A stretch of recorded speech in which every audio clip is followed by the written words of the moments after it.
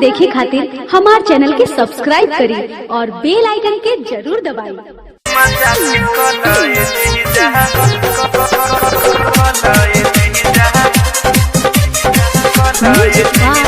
Vikesh Bhojpuriya music by Ambe recording studio.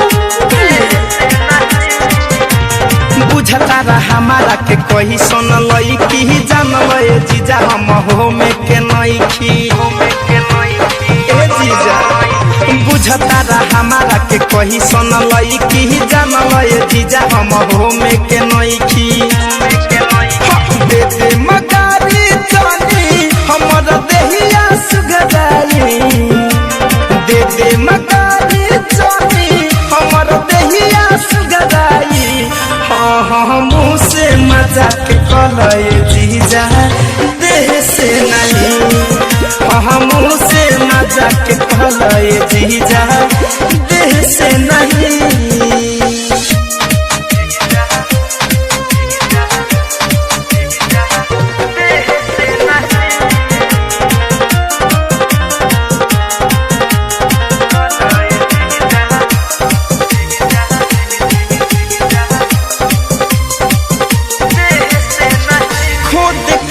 कहते रउआ करत नहीं खिसही। आइल पानी घर तबुआ अस्थिर से रही। ए जीजा खोद खाद कहते रउआ करत नहीं खिसही। आइल पानी घर तबुआ अस्थिर से रही। ठीक से ना तो दुआरा पर जाई। सुनी ठीक से ना तो दुआरा पर जाई।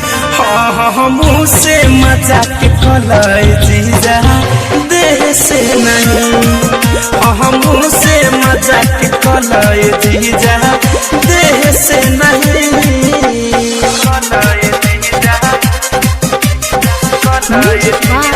Vikesh Bhojpuriya music by Ambe recording studio.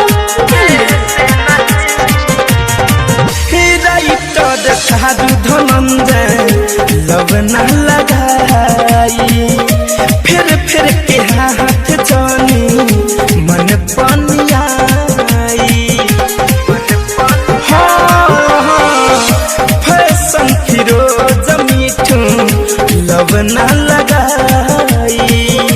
फिर के हाथ जानी मन पनियाई। फरक हमारा नियरा आई। फरक हमारा नियरा आई। हाँ मुँह से मजाक कलिए जीजा देह से नहीं। हाँ मुँह से मजाक कलिए जीजा देह से नहीं। बुझता रहा हमारा के कही सुन लई की जान लए जीजा हम हो में के नई खी।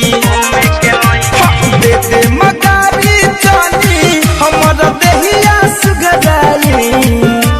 दे दे मगारी जानी हमर देहिया सुगदाई। हाँ मुँह से मजाक कलए जीजा देह से नहीं। हाँ मुँह से मजाक कलए जीजा देह से नहीं।